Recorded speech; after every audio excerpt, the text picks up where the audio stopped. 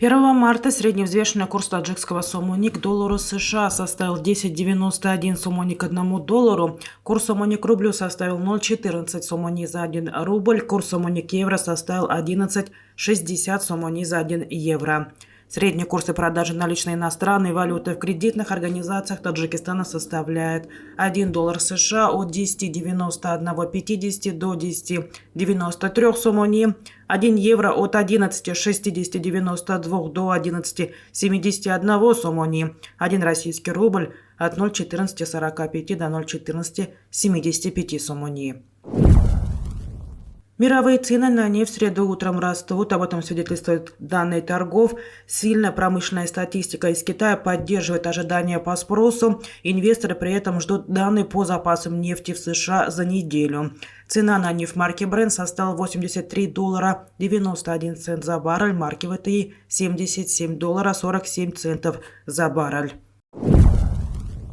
Стоимость золота в среду утром слабо меняется, оставаясь на уровне в $1837 за тройскую унцию. Рынки продолжают оценивать планы Федеральной резервной системы США по ключевой ставке. Таджикистан снизил до минимума экспорт драгоценных металлов в январе текущего года по стаданам. По итогам января этого года сумма, вырученная от продажи драгметаллов, составила всего $5000, в то время, когда годом ранее этот показатель составил более $22,8 миллионов. По данным Министерства промышленности и новых технологий, в стране функционирует 18 золотодобывающих компаний, и производство этого металла ежегодно растет. Однако ведомство не делится данными о фактических объемах производства золота, ссылаясь на секретность информации о добыче драгметалла. По данным профильных ведомств, в прошлом году продажа драгметаллов составила 37% от общей суммы экспорта страны. Драгоценные металлы были проданы на сумму свыше $717,4 миллионов.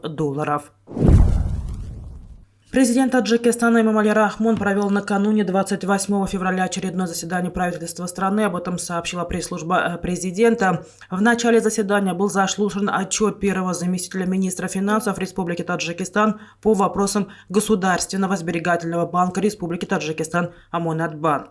После обсуждения проектов постановление правительства приняло решение переименовать Государственный сберегательный банк Республики Таджикистан Амонатбанк в Государственное унитарное предприятие Сберегательный банк Республики Таджикистан Амонатбанк.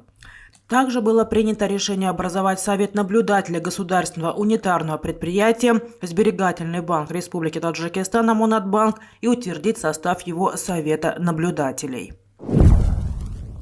Более 761,4 миллионов сомони инвестиций в основной капитал использовано в Таджикистане из всех источников финансирования за первый месяц текущего года, что на 44,3% больше аналогичного периода прошлого года.